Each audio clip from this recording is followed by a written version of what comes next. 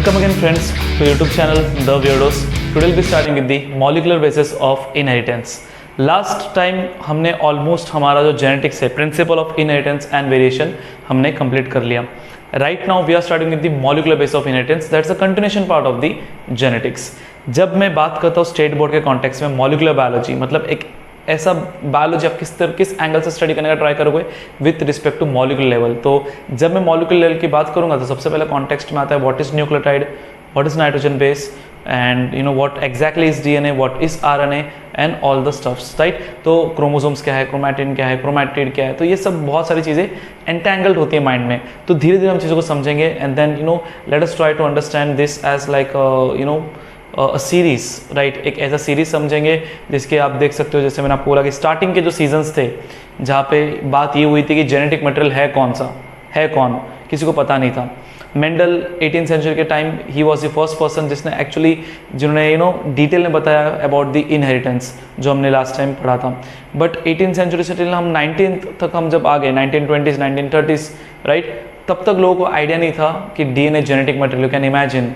Right, सो Mendel ने 1865 में अपना बता दिया था कि फैक्टर बोल के कोई चीज़ होता है जिसको आज हम जीन बोलते हैं, और यहाँ पे 1930s 1940s 1950s तक चले गए लेकिन हम ये कंक्लूड नहीं कर पा रहे थे कि डीएनए जेनेटिक मटेरियल है. After development of all the you know electron microscope and all different types of experiment जो इस हम सीरीज में इस सीजन में हम देखने वाले मॉलिकुलर बेस ऑफ इनहेरिटेंस में. तो लेट्स गेट स्टार्टेड. तो जब मैं बात करूँगा डीएनए के बारे में राइट, सो यहाँ पे आप देख सकते हो कि सबसे पहला इंट्रोडक्शन में हम अगर न्यूक्लिक एसिड्स की बात करेंगे राइट, सो न्यूक्लिक एसिड्स में क्या आता है आपका सबसे पहला आप देख सकते हो दो तरह के न्यूक्लिक एसिड्स है. I don't think I need to explain. एक आता है डीएनए, एक आता है आरएनए. डीएनए को डीएनए बोलते हैं मतलब क्या, deoxy ribose nucleic acid. RNA को हम क्या बोलेंगे, राइबोस न्यूक्लिक एसिड. सो जब मैं बात करूंगा न्यूक्लिक एसिड्स की बात करेंगे तो दो चीज़ें, एक होता है न्यूक्लियोटाइड. सो न्यूक्लियोटाइड में हम बात करेंगे तो क्या है, पहले समझ लो न्यूक्लियोसाइड क्या है. न्यूक्लियोसाइड क्या होगा, ये आपका एक शुगर है, ठीक है, इसी को आप राइबोस शुगर बोलोगे और इसमें आप एक नाइट्रोजन बेस ऐड कर रहे हो, ठीक है. ये तो मैंने क्या बोला यहाँ पे न्यूक्लियोसाइड, मैं यहाँ पे लिखता हूँ जैसे न्यूक्लियोसाइड. तो न्यूक्लियोसाइड का मतलब क्या है कि आपका ribose sugar plus nitrogen base. ये राइबोस शुगर है और ये नाइट्रोजन बेस है, ये आपका होता है. अब इसमें इस न्यूक्लियोसाइड में मैंने एक फॉस्फेट अगर ऐड कर दिया तो वो बन जाएगा न्यूक्लियोटाइड.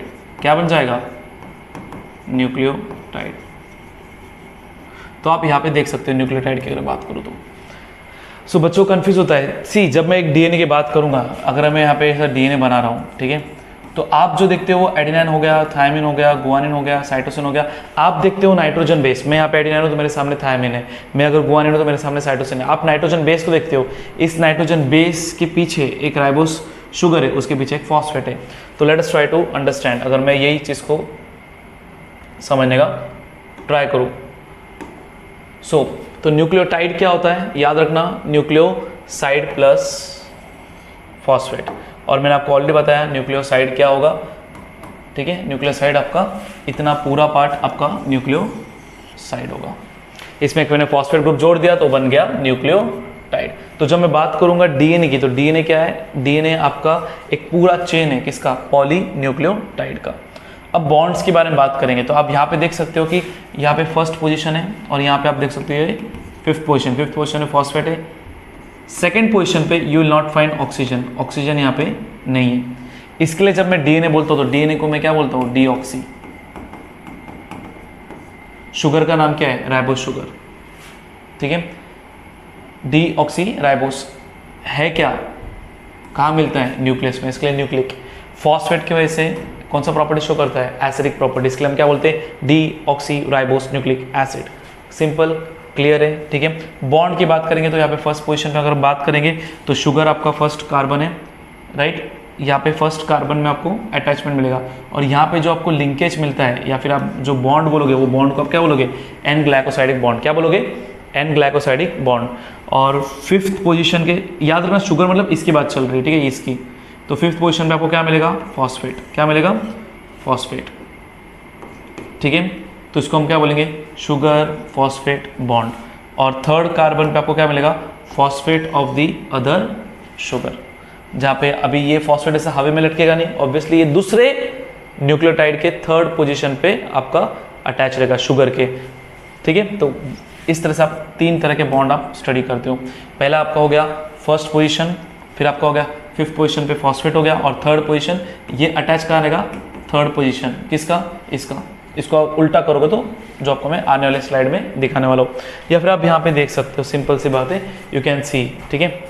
ये आपका फर्स्ट पोजीशन पे नाइट्रोजन बेस है, सेकंड पोजीशन पे आप देखोगे तो ऑक्सीजन यहाँ पे नहीं था, थर्ड पोजीशन पे आप देखोगे OH है, 5th पोजीशन पे ये फॉस्फेट है, ये 5th पोजीशन अटैच देखो थर्ड पोजीशन दूसरे न्यूक्लियोटाइड का है, सिंपल, ये आपको याद होना चाहिए। और एक चीज़ जब मैं बात करूँ, जैसे अभी ये DNA की मैंने बात की यहाँ पे, राइट, तो DNA की मैं बात करूँगा तो ये एडेनाइन है, तो सामने क्या रहेगा, थायमिन। ये दोनों कौन कितना हाइड्रोजन बॉन्ड से रहेंगे, 2 हाइड्रोजन बॉन्ड, तो एडेनाइन 2 हाइड्रोजन बॉन्ड फॉर्म करेगा फिर थायमिन से, और गुआनिन आपका 3 हाइड्रोजन बॉन्ड फॉर्म करेगा फ्रॉम द साइटोसिन, ठीक है। इस पे डिस्कस करेंगे, तो आई होप फर्स्ट पेज आपका क्लियर है, ठीक है। देन उसके बाद हम आगे के इसमें जाएंगे।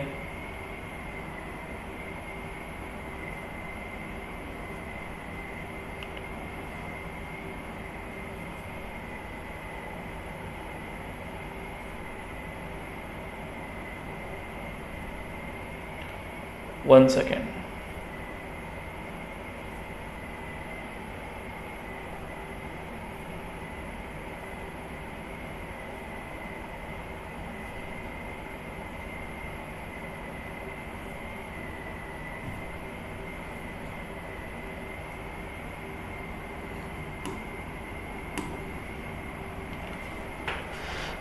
जो चीज़ मैंने यहाँ पे बोला है वही चीज़ को हम यहाँ पे अंडरस्टैंड करेंगे बेसिकली।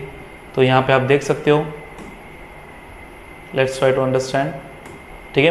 तो ये आपका न्यूक्लियोटाइड है, ये आपका नाइट्रोजन बेस है, ये सेकंड पोजीशन पे आप जो बोलोगे शुगर है, उसके पास ऑक्सीजन नहीं है, इसके लिए इसको डीऑक्सी राइबो शुगर बोलेंगे। याद रखना, आरएनए में आपको सेकंड पोजीशन पे ऑक्सीजन मिलता है, डीएनए में आपको सेकंड पोजीशन में ऑक्सीजन नहीं मिलेगा, ठीक है। जो शुगर होगा उस शुगर को हम क्या बोलते हैं, पेंटोस शुगर या राइबोस शुगर ही बोल सकते हैं, पेंटोस बिकॉज 1 2 3 4 5, ठीक है। अच्छे से समझना, तो यहाँ पे दिख सकता है, जैसे मैंने बोला फर्स्ट पोजीशन पे आप यहाँ पे, ठीक है। 2 अगर आपका रिंग है, याद रखना 2 अगर रिंग है तो उसको हम क्या बोलेंगे, प्यूरिन,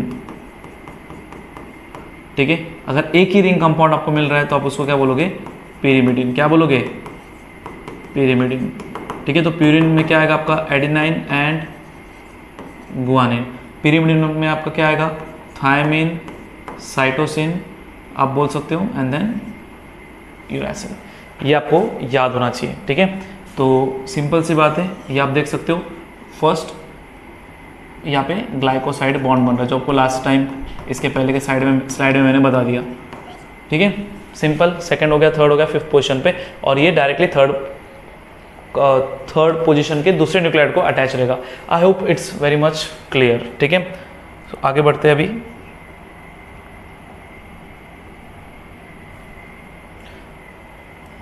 जब हम बात करेंगे यहाँ पे, तो मैंने ऑलरेडी आपको बताया डीएनए आरएनए के में जाने से पहले हम ये देख लेते हैं जो हमने ऑलरेडी पढ़ा है, ठीक है।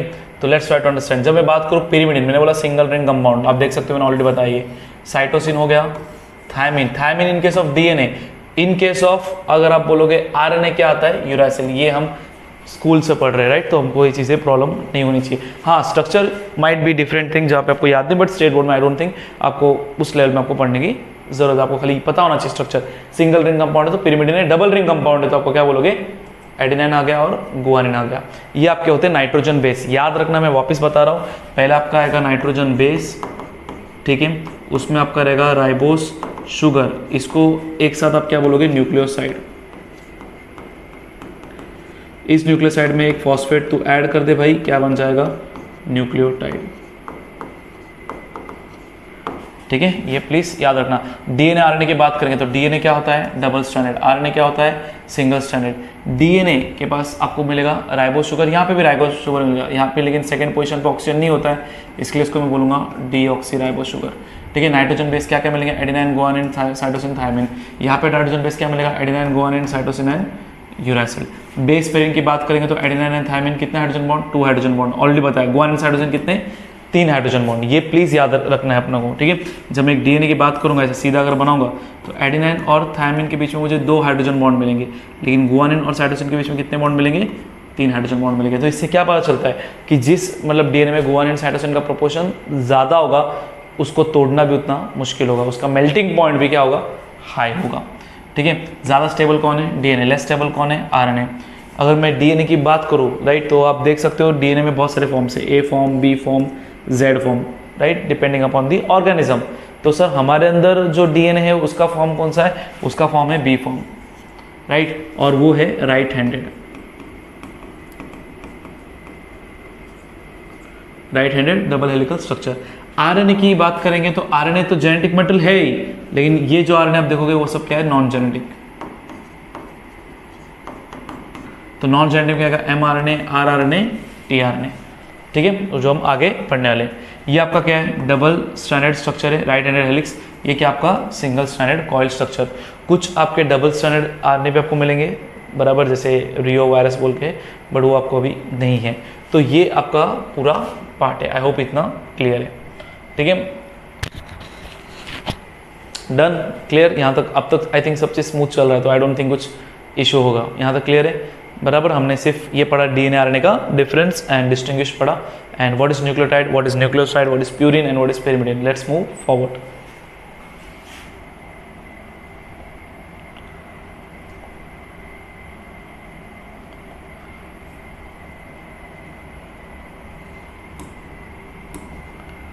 जब मैं बात करूंगा डीएनए, इतना जो बड़ा डीएनए वो पैक कैसे होता है, ठीक है।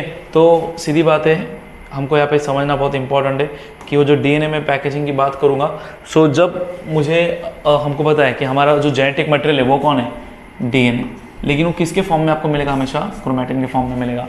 और क्रोमैटिन क्या होता है, थ्रेड लाइक स्ट्रक्चर, जो आप देख सकते हो ये पूरा नेटवर्क है यहाँ पे, ये क्या आपका थिन थ्रेड लाइक स्ट्रक्चर है। अब ये क्रोमैटिन धीरे धीरे क्या होता है, आपका कंडेंस होगा, और आप देख सकते हो आपको जो स्ट्रक्चर मिलता है वो आपका क्या है, कंडेंस्ड फॉर्म ऑफ क्रोमोसोम। क्या है, कंडेंस फॉर्म ऑफ क्रोमोसोम। अब ये होता कैसे, आप देख सकते हो बीच में आपके क्या है, हिस्टोन प्रोटीन्स है। अब हिस्टोन प्रोटीन्स क्यों है, ये पैकेजिंग के लिए हेल्प करते हैं। क्या करते हैं, पैकेजिंग के लिए हेल्प करते हैं। याद रखना हमको कि डीएनए में चार्ज क्या है, नेगेटिव, ठीक है। तो जब मैं बात करूँ डीएनए की, तो डीएनए की चार्ज क्या होता है, नेगेटिव, ठीक है। और हिस्टोन का चार्ज क्या है, आपका पॉजिटिव, ठीक है। अब डीएनए बहुत कंपैरेटिवली बड़ा है। इट्स लाइक समझो ना, एक धागा है, एक धागे को आपको एक घर में रखने के लिए आप कितना बड़ा भी घर ले लो हमेशा कम पड़ेगा, राइट। बहुत बड़ा धागा है, तो हम सबसे बेस्ट क्या करोगे, सर धागे को आप क्या करो, कॉइल करो। क्या करो, कॉइल करो। बट कॉइल करने के लिए मुझे उसको कंडेंस स्टेट में लाने के लिए मुझे धागे का प्रॉपर्टी और जिसके अराउंड कॉइल कर रहा हूँ ऐसा होना चाहिए, वो मैच होना चाहिए, राइट। किधर भी कॉइल तो नहीं कर सकता हूँ। तो डीएनए का चार्ज क्या है, नेगेटिव है, राइट। तो उसको मैं एक ऐसे प्रोटीन के अराउंड कॉइल करता हूँ बराबर, जो क्या है, पॉजिटिव है, राइट। ये नेगेटिव क्यों है, बिकॉज ऑफ फॉस्फेट। ये पॉजिटिव क्यों है, बिकॉज ऑफ द आर्जिनिन और लाइसिन, जो क्या है, बेसिक अमाइनो एसिड है। क्या है, बेसिक अमाइनो एसिड, जिसकी वजह से चार्ज क्या है, पॉजिटिव। तो बेसिकली अगर मैं देखूंगा, तो अगर मैं डीएनए का यहाँ पे लेट्स टेक एन एग्जांपल, ये मेरे अगर हिस्टोन प्रोटीन्स है, राइट, तो मेरा डीएनए क्या होता है, इनके अराउंड कॉइल होता है, ठीक है। तो आपको जो दिखता है हमेशा क्रोमोसोम दिखता है, और ये आपको सिर्फ मेटाफेज में दिखेगा। नॉर्मली जब भी आप एक सेल देखोगे, उस सेल में आपको कभी भी क्रोमैटिन दिखेगा, क्रोमोसोम्स नहीं दिखेंगे। तो ये आपका ऐसा क्रोमोसोम्स है, ठीक है, ऐसे कॉइल होगा हिस्टोन के अराउंड।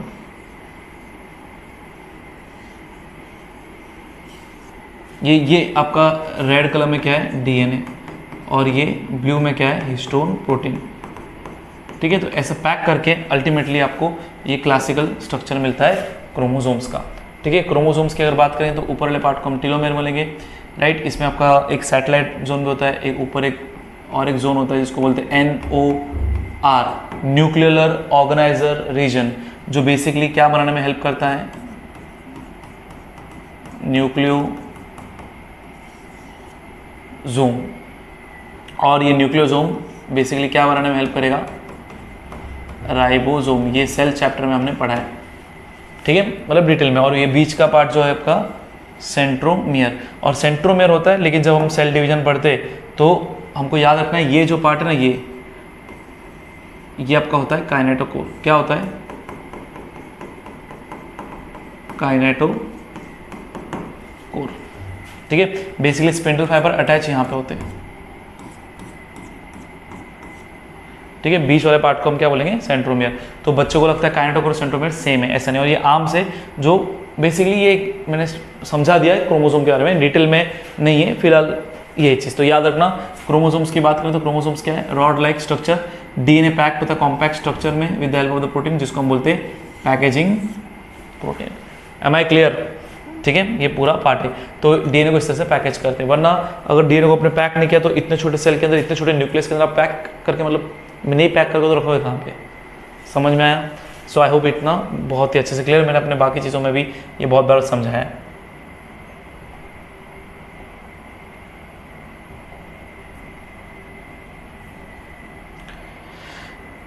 ओके, सो अब अगर हम बात करें यहाँ पे, सो जेनेटिक मटेरियल की बात करें तो आप देखोगे यहाँ पे एक प्रोकैरियोट दिया है और यहाँ पे एक यूकैरियोट दिया है। तो let us try to understand, ठीक है। सो लेट्स ट्राई टू, ये प्रोकैरियोट में, तो प्रोकैरियोट में आप देखोगे तो सिंपल आपका क्या है, आपका डीएनए है, ठीक है। डीएनए से आपको क्या मिल गया, एमआरएनए, और एक साथ जितने चाहिए थे सारे प्रोटीन मिल गए, ठीक है। लेकिन अपने यहाँ पे क्या होता है, प्रोसेसिंग।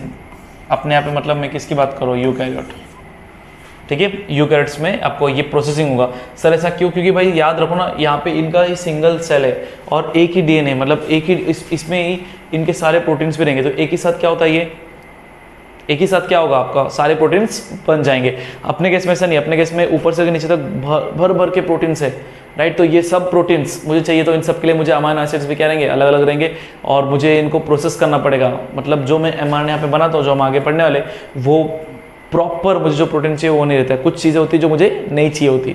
अब बोले क्या बोल रहा है ये, तो ये इन शॉर्ट समझो, जब ये 5 से 3 आपको मिलेगा एमआरएनए, उसको मुझे प्रोसेस करना पड़ेगा। डायरेक्ट मैं उसको प्रोटीन बनाना नहीं सकता हूँ, इसलिए प्रोसेसिंग होगा, सिंपल सी बात है। तो जेनेटिक मटेरियल की बात करें तो आप देख सकते हो, एक प्रोकैरियोट है, यूकैरियोट है।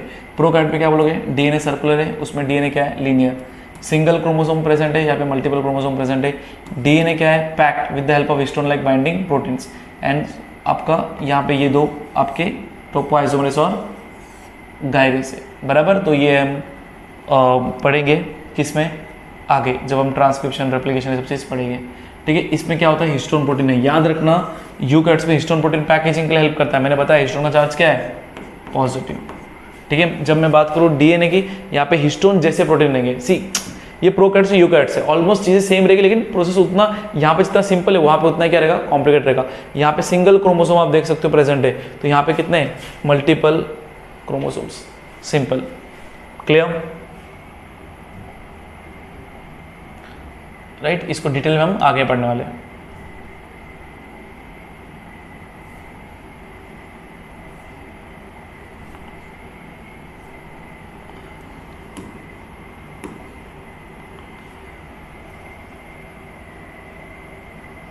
अब हम आते हैं हमारे सीजन की तरफ, ठीक है। तो लेट्स ट्राई टू अंडरस्टैंड, ठीक है। तो अब होता क्या है, 1928 के अराउंड एक साइंटिस्ट है जिनका नाम है फ्रेडरिक ग्रिफिथ, ठीक है। तो आप देख सकते हो ग्रिफिथ एक्सपेरिमेंट, यहाँ से आप बोल सकते हो डीएनए का जो पार्ट चालू हुआ, ठीक है। हमको पता है, मैंने जब आपको जेनेटिक्स में बताया था कि डीएनए एक डॉन है, ये किसी को पता नहीं। डॉन मतलब क्या, आज इतने बिलियन ईयर्स में से वही रूल कर रहा है, हर एक ऑर्गेनिज्म में वो क्या हो रहा है, पास हो रहा है, आगे पास ऑन हो रहा है, और चीज़ें बहुत ही स्मूथली चल रही है, राइट। इवोल्यूशन हो रहा है, और अभी तक सिर्फ डीएनए जो आपका सबसे इंपॉर्टेंट पार्ट है, जेनेटिक मटेरियल जो ट्रांसफर होता है। लेकिन मेंडल के बाद, मतलब मेंडल ने डीएनए के बारे में बताया नहीं था, क्योंकि बट उसने बताया कि कोई तो पार्टिकल है जो पेरेंट्स से बच्चों में जाता है, जो हमने ऑलरेडी पढ़ा है। 1920s के अराउंड ना ग्रिफिथ एक एक्सपेरिमेंट करते हैं जो बहुत ही मतलब एक अलग आप बोल सकते हो ब्रेक थ्रू है, क्योंकि यहीं से क्या होता है, एक सीरीज ऑफ एक्सपेरिमेंट्स होता है, एंड देन लोग बोलते हैं बो डाउन टू द डॉन, ठीक है। और डॉन कौन है, डीएनए, जो आज भी हम स्टडी कर रहे हैं और आगे भी हम स्टडी करेंगे, राइट। ये वीडियो अभी मैं बना रहा हूँ, तो जैसे मैं इसके बारे में बात कर रहा हूँ, आप स्टडी कर रहे हो, राइट, जहाँ पे भी बैठे रहोगे, जहाँ पे भी स्टडी कर रहे हो, आगे भी चीज़ें होगी, देन हमारे बच्चे, उनके बच्चे, उनके बच्चे, उनके बच्चे, इतना टाइम तक ह्यूमंस अगर एग्जिस्ट करेंगे प्लैनेट में तो डेफिनेटली पढ़ते रहेंगे, राइट। तो main thing, let's start with the DNA. So Frederick Griffith इन्होंने क्या किया, इन्होंने ना एक बैक्टीरिया लिया, उस बैक्टीरिया का नाम था स्ट्रेप्टोकोकस निमोनिया। इसका दूसरा नाम ये भी है डिप्लोकोकस निमोनिया, ये भी याद रखना। तो कभी गलती से कहीं पे देख लिया डिप्लोकोकस निमोनिया तो तड़पना नहीं है, सीधी बात है, पता चल जाता है। इसमें 2 स्ट्रेन आपको मिलेंगे, एक मिलेगा एस स्ट्रेन, एक मिलेगा आर स्ट्रेन। जब मैं एस स्ट्रेन की बात करूँ, एस स्ट्रेन के पास कैप्सिड होता है और उसके पास अपना एक जेनेटिक मटेरियल। आर स्ट्रेन के पास कैप्सिड नहीं। कैप्सिड मतलब सर आप क्या बता रहे हो? कैप्सिड में मतलब मैं ये बोल रहा हूँ ये वाला जो पार्ट, ठीक है। तो डेंजरस कौन सा रहेगा? एस स्ट्रेन, क्योंकि जब भी ये मेरे बॉडी के अंदर जाएगा मेरा इम्यून सिस्टम इसको डिटेक्ट और मारने में बहुत टाइम लगाएगा, बिकॉज यहाँ पे क्या है, कैप्सिड है, ठीक है। लेकिन जैसे ये आर स्ट्रेन की बात करूँगा तो आर स्ट्रेन के पास कोई भी सुरक्षा कवच नहीं है, बेसिकली कोई कैप्सिड नहीं है, कोई प्रोटीन वाला पार्ट नहीं है, तो ये डेंजरस मेरे बॉडी के लिए नहीं है। उसी को यहाँ पे बताया। एस स्ट्रेन क्या होता है आपका? विरुलेंट है, स्मूथ है, पैथोजेनिक है, एनकैप्सुलेटेड है। आर स्ट्रेन क्या है? नॉन विरुलेंट है, रफ स्ट्रेन है, नॉन पैथोजेनिक है और विदाउट कैप्सुलेटेड। तो उसने सीधी बात है, अब आप बोलोगे डेंजरस ये है, तो हुआ क्या? जब उसने एस स्ट्रेन एक माइस में रखा तो ये बेचारा क्या हो गया? चले गया, तो माउस डाई, ठीक है। एस स्ट्रेन जब उसने इंजेक्ट किया। सेकेंड, जब उसने आर स्ट्रेन इंजेक्ट किया, ठीक है, यहाँ पे आप बोल सकते हो, यहाँ पे एस स्ट्रेन किया, यहाँ पे क्या किया उसने? R strain. आर स्ट्रेन में क्या होगा? माइस जिंदा था, कोई प्रॉब्लम नहीं हुआ। फिर उसने क्या किया? Heat kill. उसने हीट किल, यहाँ पे हीट किया पूरा, आप देख सकते हो। और तो अब हीट करो तो एस स्ट्रेन के जो आपका है बैक्टीरिया वो मर जाएगा। अब उसको इंजेक्ट किया तो माउस फिर भी जिंदा रहा।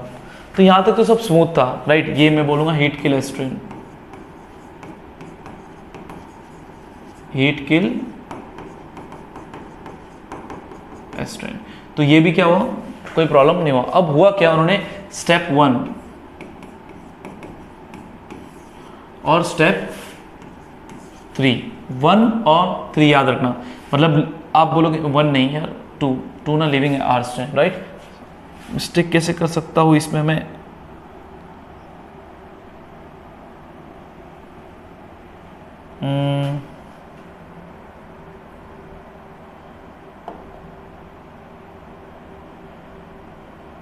ठीक है, क्लीन कर देते, कोई बात नहीं, अगर नहीं समझा तो।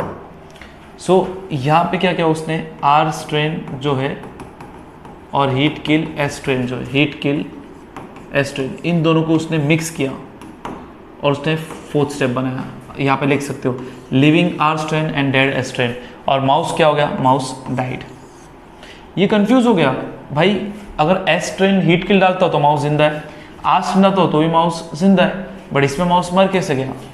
तो उसने हाइपोथेसिस क्या किया ग्रिफिथ ने? उसने ये बोला कि the material that is presented in the dead bacterium transform the living bacteria. क्योंकि इसके जब हमने ब्लड लिए, इसके ब्लड में हमको क्या मिला? Living S strain. क्या मिला? Living S strain. मतलब इससे क्या समझ में आता है? ध्यान समझना, कुछ तो था हीट किल एस स्ट्रेन में जो गया आर स्ट्रेन में, और जिसने आर स्ट्रेन को क्या बना दिया? एस स्ट्रेन, ठीक है। मतलब अगर मैं ऐसा बनाऊंगा, ये हीट, ठीक है, सो ये हीट किल एस स्ट्रेन है, तो हीट किल एस स्ट्रेन से कुछ तो गया आर स्ट्रेन में, जिसने आर स्ट्रेन को भी क्या बना दिया? S strain. अब बोलो वो क्या गया? वो पता नहीं था उस टाइम पे, तो ग्रिफिथ ने इसको सिंपल से क्या बोल दिया? Transforming principle. तो यहाँ पे S strain bacteria contains a material that transform the R strain into the virulent S strain. Sir इसका प्रूफ क्या है? इसका प्रूफ यहीं पे कि जब इस माउस के सेल को लिया गया, उसके ब्लड में देखा गया, तो उसके ब्लड में मुझे क्या मिला? Living S strain. तो ये था ग्रिफिथ का एक्सपेरिमेंट और इसने इस प्रिंसिपल का नाम दिया ट्रांसफॉर्मिंग प्रिंसिपल। माउस को जस्टिस नहीं मिला भाई, इसके कातिल कौन है, राइट, किसने इसका मर्डर किया। So let's try to understand कि आगे क्या हुआ, ठीक है।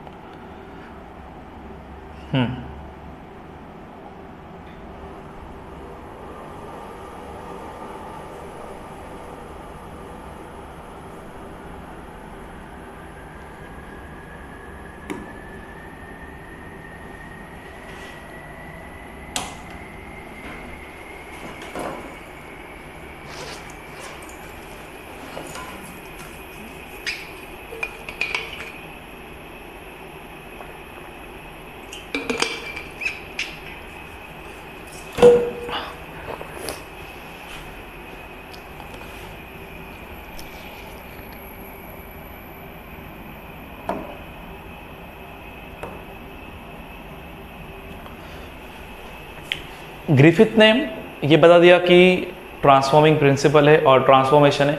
उसके बाद किसने उसको ये मतलब ये नहीं बताया गया कि which is the genetic material, right. किसी को ये आइडिया नहीं था। कुछ तो था एस स्ट्रेन में जो गया आर स्ट्रेन में, जिसने आर स्ट्रेन को एस स्ट्रेन बना दिया। उसके बाद और एक साइंटिस्ट आए, मतलब 3 साइंटिस्ट थे, every, McLeod and McCarthy, right. इन्होंने क्या किया, इन्होंने बोला एक, अभी याद रखना है हमको उस टाइम पे कोई सेंट्रीफ्यूगेशन ऐसा स्ट्रॉन्ग ऐसा कुछ मशीनरी नहीं था। आज आप क्या बोलोगे, एक काम करो सर, एक काम करो, जैसे उसका ब्लड आप लिया ना, इस ब्लड में जो भी कैंडिडेट्स रहेंगे, जिसने मेरा सस्पेक्ट्स रहेंगे, सस्पेक्ट में कौन रहेगा मेरा, डीएनए, आरएनए, प्रोटीन और आपका कार्बोहाइड्रेट आप पकड़ लो, ठीक है, और आपका लिपिड, यही रहेंगे ब्लड में। तो आप क्या बोलोगे, एक एक करके काम करो ना, इन सबको अलग कर दो, सेंट्रीफ्यूगेशन करके आप अलग कर सकते हो। और फिर क्या करो, आप एक लिविंग जो आपका आर स्ट्रेन है, लिविंग आर स्ट्रेन है, उसमें ये ऐड करो, किसका, एस स्ट्रेन का, किसका, एस स्ट्रेन का। जो आर स्ट्रेन, जैसे मैंने लिपिड डाला और आपका जो आपका जो आर स्ट्रेन है वो एस में कन्वर्ट हो गया, मतलब लिपिड की वजह से डेथ हुआ माइस का। Simple logic, right. लेकिन ये हम पॉसिबली नहीं कर पाएंगे क्योंकि ये बहुत पहले का बात है, राइट। हम 1920s 30s की बात कर रहे हैं, राइट। तो ये पॉसिबल नहीं है। तो लेट्स ट्राई टू अंडरस्टैंड हुआ क्या। आपको समझा ना मैंने क्या बोला, ब्लड में मैंने जो भी कैंडिडेट्स हैं, जो सस्पेक्ट्स है, राइट, इसने मर्डर किया रहेगा, इसने मर्डर किया रहेगा, इसने किया, सबको अलग करो, एक एक कैंडिडेट को डालो आर स्ट्रेन में और वो कन्वर्ट हो रहा है एस स्ट्रेन में, यस, वही मर्डर है। अब सेपरेट करने वाला टेक्निक उस टाइम पे नहीं था, तो एक काम करेंगे, अंदर ही, ठीक है, एंजाइम्स ऐड करेंगे। क्या ऐड करेंगे, एंजाइम्स। तो आप यहाँ पे देखोगे ये हीट किल एस सेल्स है, राइट, इसमें लिपिड है, शुगर है, सब चीज़ें। अब हुआ क्या, अब जब भी हम देखोगे यहाँ पे हमने ना प्रोटीनेस ऐड किया, ठीक है। अब उल्टा चलो, आपने लिपिड को तोड़ने के लिए आपने लाइपेस ऐड किया। तो इस ब्लड में ध्यान देना, थोड़ा कंफ्यूजन है, इस ब्लड में जिधर भी लिपिड्स होंगे वो सब डेड है। अगर लिपिड ने मर्डर किया है तो आपका आर सेल ही होना चाहिए, एस सेल में कन्वर्ट नहीं होना चाहिए। लेकिन फिर भी क्या हुआ, एस सेल में कन्वर्ट हुआ। सेम शुगर के लिए भी क्या हुआ, एस सेल में कन्वर्ट हुआ। मतलब लिपिड और आपका शुगर रिस्पॉन्सिबल नहीं है जिसने एस को आर में कन्वर्ट, आर को एस में कन्वर्ट किया, राइट।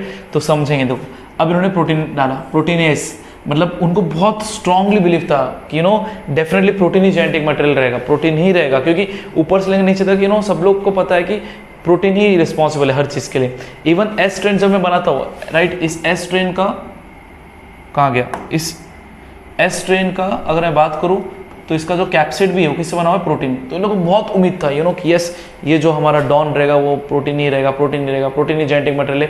तो इन्होंने प्रोटीनेस ऐड किया। अब होना क्या चाहिए था कि ट्रांसफॉर्मेशन बराबर नहीं होना चाहिए, क्योंकि अगर प्रोटीन की वजह से हुआ है तो प्रोटीन को निकाल दोगे तो ट्रांसफॉर्मेशन नहीं होना चाहिए, लेकिन फिर भी ट्रांसफॉर्मेशन हुआ।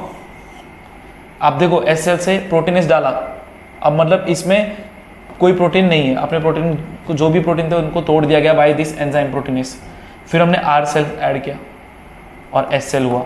मतलब प्रोटीन के होने नहीं होने से कुछ फर्क नहीं पड़ रहा है, प्रोटीन के होने नहीं होने से कुछ फर्क नहीं पड़ रहा है। वो ये बहुत सैड मोमेंट था यार, ऐसे कैसे हो सकता है, प्रोटीन ही तो जेनेटिक मटेरियल रहेगा।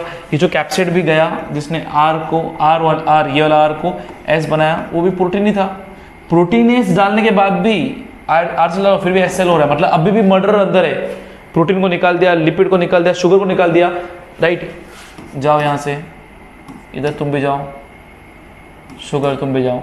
आरएनए को भी जाने बोला, आरएनए डाला तो भी एस सेल था, मतलब मर्डर अभी भी था। And DNA was like kind of what you से, हमारे ग्रुप में होता है ना, एक अच्छा लिपिड, ठीक हो, इग्नोर करो। तो डीएनए पे इतना विश्वास नहीं था उनको कि डीएनए करेगा, राइट। और उन्होंने लिटरली डीएनएस डाला, और जब डीएनएस डाला लास्ट में दे वर शॉक्ड, एस सेल हुआ नहीं, मतलब it was murder was DNA, ठीक है। डीएनए की वजह से ही एस सेल्स में कन्वर्ट हो रहा था आर सेल्स, ठीक है। यहाँ पे ये ग्राउंड ब्रेकिंग रिसर्च था अगर आप उनके उस टाइम पे उनके हिसाब से देखोगे, बट उन्होंने कंक्लूजन कर दिया कि भाई याद रखो कि it was found that the DNA was degraded with the lipase बराबर transformation was not seen. So DNA is the genetic material. आप यहाँ पे डीएनएस एंजाइम डाल सकते हो, ठीक है, जो क्या है nucleus. But scientist community was not ready to accept. ऐसे कैसे हो सकता है, ऊपर से लेकर नीचे तक हर चीज़ प्रोटीन से बनी, प्रोटीन ही जेनेटिक मटेरियल होना चाहिए, डीएनए जेनेटिक मटेरियल नहीं होगा, नहीं होगा, नहीं होगा।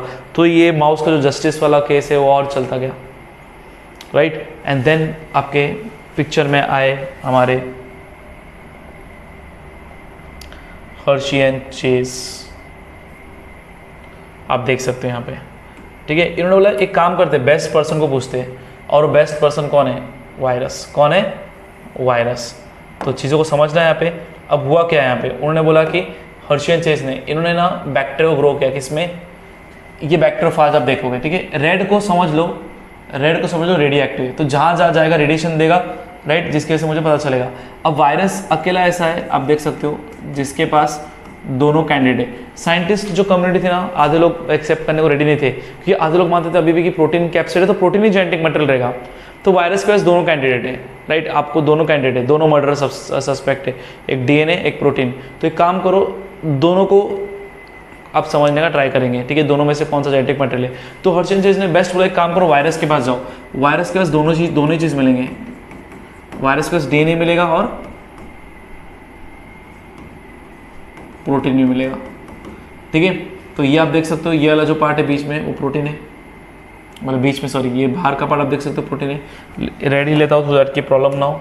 तो इन्होंने क्या किया, प्रोटीन में इन्होंने यूज़ किया 35 सल्फर और डीएनए में यूज़ किया 32 फॉस्फोरस। ये रेडियो एक्टिव थे, आप देख सकते हो। जैसे ये आपका उन्होंने यहाँ पे ये किया रेड, ठीक है, पूरा 35 सल्फर, और यहाँ पे क्या किया 32 फॉस्फोरस। उनका सीधा मानना था, जो सेल्स के अंदर गया 35 सल्फर अगर सेल के अंदर दिख रहा है तो वो जेनेटिक मटेरियल है, और 32 फॉस्फोरस अगर सेल के अंदर दिख रहा है तो वो क्या है? जेनेटिक मटेरियल है। वायरस इन्फेक्ट किसको कर रहा है? ई कोलाई को कर रहा है। 3 स्टेज है। फर्स्ट स्टेज आपका है इन्फेक्शन, क्या है? इन्फेक्शन, जहाँ पे बैक्टीरियोफेज आया, इन्फेक्ट किया। सेकंड क्या है? ब्लेंडिंग, वो अपना जेनेटिक मटेरियल भेजेगा, मुझे पता नहीं जेनेटिक मटेरियल प्रोटीन है कि डीएनए। अब थर्ड में सेंट्रीफ्यूगेशन। अब हुआ क्या, जब सेंट्रीफ्यूगेशन किया, तो मैं यहाँ पे जैसे शॉर्टकट में लिख लेता हूँ, ठीक है। तो सेंट्रीफ्यूगेशन आपका ऐसा ट्यूब होता है,